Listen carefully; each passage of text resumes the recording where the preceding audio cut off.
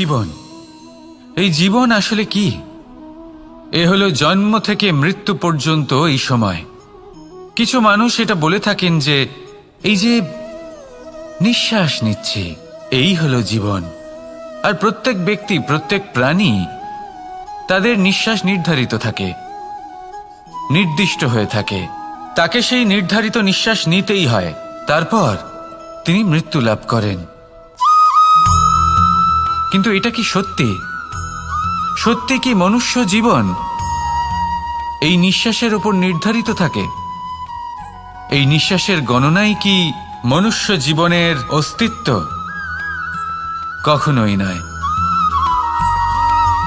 মনুষ্য জীবন শুধু কিছু নিঃশ্বাস নয় যা একদিন থেমে যাবে। মনুষ্য জীবন হলো সেই নিঃশ্বাসের মধ্যেকার সেই সময় যা দেখে অন্য কারোর নিঃশ্বাস স্তব্ধ হয়ে যেতে পারে।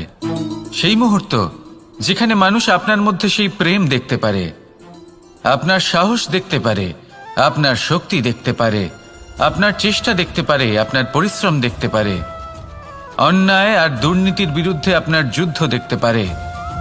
জীবনে গুরুত্বপূর্ণ সেই মুহূর্ত, সেই সময় যেটা আপনি বেঁচে আছেন। সেই সময়ে আপনি এই সংসারের অন্য ব্যক্তিদের জীবন বাঁচার একটা দিশা দেখাতে পারেন, একটা প্রেরণা যোগাতে পারেন, শক্তি দিতে পারেন, আশা দিতে পারেন। তাই জীবনে এটাই করুন। এমন একটা জীবন যাপন করুন যা অন্যের জন্য আদর্শ হয়ে থাকে। এটাই করুন আর আমার সাথে ভালোবেসে বলুন, রাধা রাধা।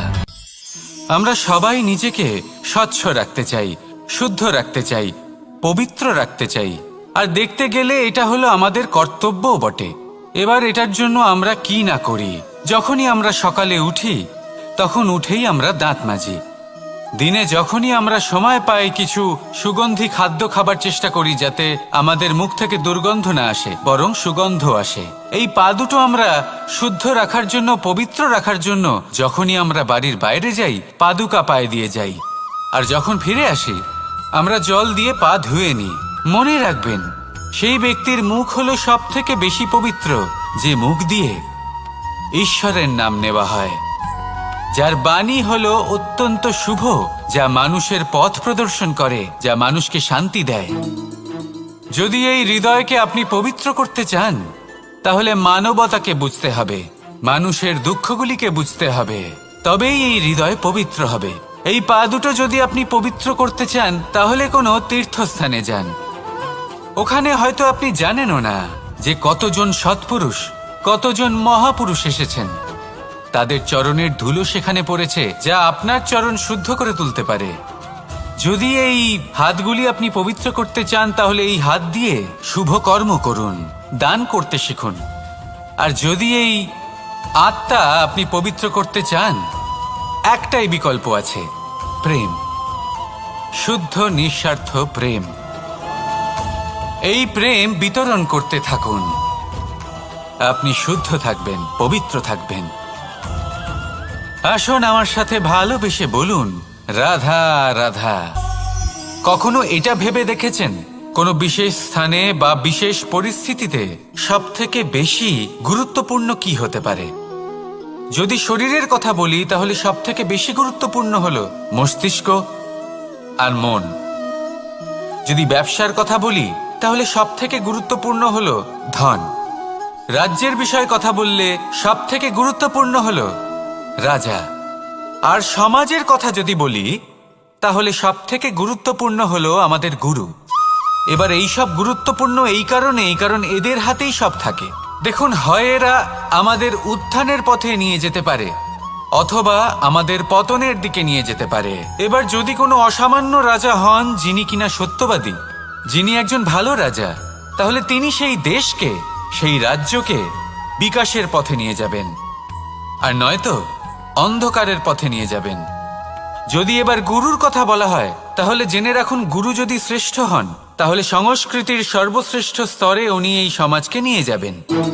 যদি গুরু পাখণ্ডী হন, লোভী হন, লালসাগ্রস্ত হন, তাহলে এই সমাজেও এই পাখণ্ডতা, এই লোভ, এই লালসাই প্রকাশিত হবে। ঠিক এইভাবেই জীবনে, মানুষের জীবনে প্রেমেরও এক গুরুত্বপূর্ণ স্থান রয়েছে। যদি মানুষের মনে প্রেম থাকে তাহলে ধরে নিন সে জীবিত রয়েছে, আর যদি না থাকে তাহলে সে মৃতই প্রায়।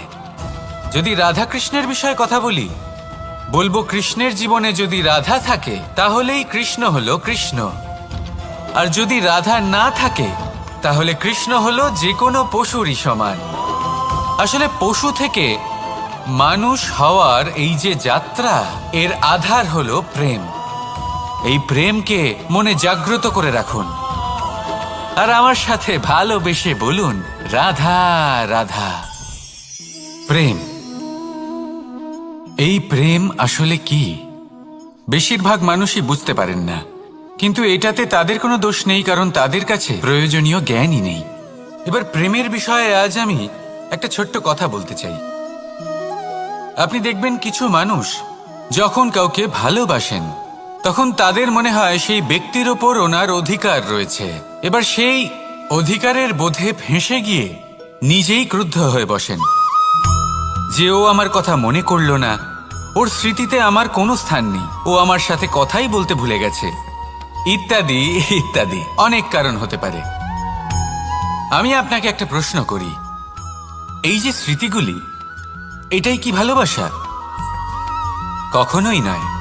প্রেম তো হলো সেই আবেগ, সেই বোধ যা এক সুগন্ধিত ফুলের মতো আপনার জীবনকে, আপনার মনকে আনন্দিত করবে, প্রসন্নতার দ্বারা ভরিয়ে তুলবে। প্রেম হলো সেই বোধ। তাই যদি আপনি প্রেমকে বুঝতে চান তাহলে প্রেমের ভাবনাকে বোঝার চেষ্টা করুন। প্রেমকে যদি যাপন করতে চান তাহলে আবেগের দ্বারা যাপন করুন, স্মৃতির দ্বারা নয়। স্মৃতির কি আছে? আজ আছে, পরবর্তীকালে নাও থাকতে পারে। সময়ের সাথে এই স্মৃতি ফিকে হয়ে যেতে পারে, কিন্তু এই আবেগ তা চিরকাল মনের মাঝে থেকে যায়। তাই আসুন আর আমার সাথে ভালোবেসে বলুন, রাধা রাধা। রাজ্য, শাসন, সাম্রাজ্য, সংস্থাপনা, এগুলিকে সফল কখন বলা যেতে পারে?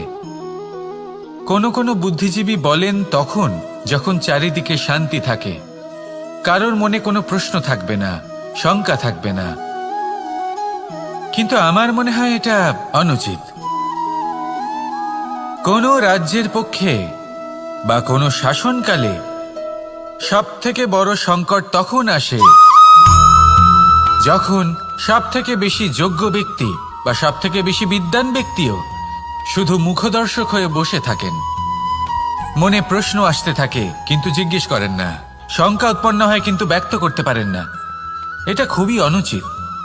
এই যে প্রশ্ন, তা আসা খুব ভালো। এই প্রশ্ন অকারণে আসে না, কোনো সমস্যার কারণেই আসে। এই প্রশ্নের দ্বারা আপনি সেই সমস্যাগুলি দেখতে পাবেন যাতে আপনি এতদিন অনভিজ্ঞ ছিলেন। আর যত প্রশ্নের নিবারণ আপনি করবেন ততই আপনার রাজ্য, আপনার শাসন আরো শ্রেষ্ঠ হয়ে উঠবে। এই প্রশ্ন, এই শঙ্কা, এগুলো আপনাকে সমাধানের চূড়াতে অবশ্যই নিয়ে যাবে। সেই জন্য না প্রশ্ন করা অনুচিত, আর না শঙ্কা ব্যক্ত করা অনুচিত, আর না তিনি মূর্খ যিনি প্রশ্ন করেন, শঙ্কা ব্যক্ত করেন। তাই এনাদের কখনো দূরে করে দেবেন না, এনাদের নিজস্ব মতামত রাখতে দিন। যখন সবাই মিলে একমত হবেন তখন নিশ্চিত রূপে বলা যায় যে এই রাজ্য, এই শাসন, এই সংস্থাপনা সাফল্যের শিখরে রয়েছে। তাহলে আসুন আর আমার সাথে ভালোবেসে বলুন, রাধা রাধা। প্রকৃতি, নিয়তি কখনোই কারোর সাথে পক্ষপাত করে না, প্রত্যেককে জীবনদান দেয়, সমান সুযোগ প্রদান করে। এটা সেই ব্যক্তির উপরে নির্ভর করে যে সে কিভাবে তার থেকে লাভবান হয়ে উঠবে। তার নির্বাচনের উপর নির্ভর করে, তার দৃষ্টিভঙ্গির উপর নির্ভর করে যে সে কতটা ধনাত্মক বা কতটা নেতিবাচক। দুই ধরনের মানুষ হন। এমন কিছু মানুষ হন যারা প্রত্যেক পরিস্থিতি, প্রত্যেক সমস্যা এবং বিপদে সুযোগ খুঁজে বের করেন। আর কিছু এমন মানুষ রয়েছেন যারা যে কোনো সুযোগে কোথাও না কোথাও থেকে একটা সমস্যা খুঁজে বের করেন। এবার আপনি কি চান? আপনি সুযোগ চান, তাহলে সুযোগ পাবেন। আপনি সমস্যা পেতে চান, সমস্যা তো আপনি চাইলেই খুঁজে পাবেন। চয়ন আপনারই যে আপনি কতটা ধনাত্মক থাকতে চান, কতটা নেতিবাচক থাকতে চান। ধনাত্মক থাকুন, জীবনে সব কিছু সম্ভব হবে। আসুন আর আমার সাথে ভালোবেসে বলুন রাধা রাধা। যখনই আমরা কথা বলি জলরাশির বিষয়ে, যখন আমরা তুলনা করি, তখন আমাদের খুব ভালো লাগে মিষ্টি সরোবর, পুকুর, নদী। আর আমরা অপেক্ষা করে থাকি সাগরের জন্য, সমুদ্রের জন্য। কেন করি? কারণ এই সাগর, এই সমুদ্র, এ হলো অত্যন্ত বিশাল আর ভয়ানক। এর জলও কিন্তু নোনতা, যা আমরা পান করতে পারি না। কখনো ভেবে দেখেছেন এই সমুদ্রের অন্তরে এই নোনতা জল, এই নোনতা ভাব, এটা আসে কোত্থেকে? এই যে সমুদ্র, যে প্রবাহমান নদীর থেকে যে খনিজ নির্গত হয়, তার ভান্ডার হলো এটা। সেই খনিজকে নিজের অন্তরে গ্রহণ করে, সেই নোনতা ভাব নিজের মধ্যে সমাহিত করে, আর তারপর সেই নোনতা জল বাষ্পে পরিণত হয়ে ওপরে উঠে যায়, যা মেঘ হয়ে আপনার ওপর মিষ্টি বৃষ্টি হয়ে ঝরে পড়ে। এ হলো সমুদ্রের ত্যাগ, যার জন্য আপনি মিষ্টি জল পান করতে পারছেন, সে নদী থেকেই হোক বা সরোবর থেকে। সেই জন্যই হয়তো সাগর হলো এত মহান, হয়তো সেই জন্যই রত্ন সাগরে পাওয়া যায়।